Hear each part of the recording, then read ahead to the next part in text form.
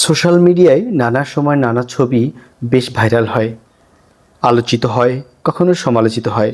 কিছু কিছু ছবি বা কিছু কিছু ভিডিও মানুষের হৃদয়ে রেখাপাত করে, আবার কিছু কিছু ছবি বা ভিডিও মানুষকে অনেক কিছু ভাবতে শেখায়।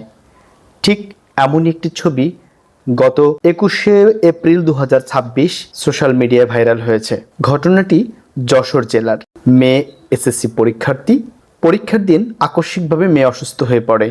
অসুস্থ মেয়েকে কোলে তুলে বাবা নিজেই পরীক্ষা কেন্দ্রে রওনা দেন।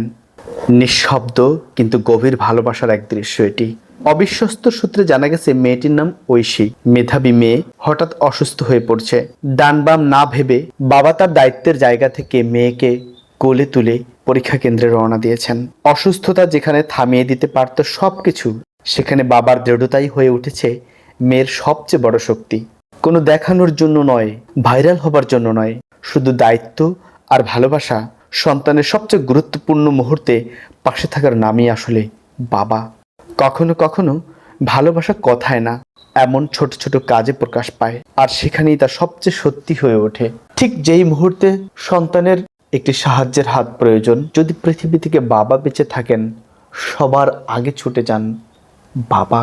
এরই নাম ভালোবাসা, এরই নাম বাবা।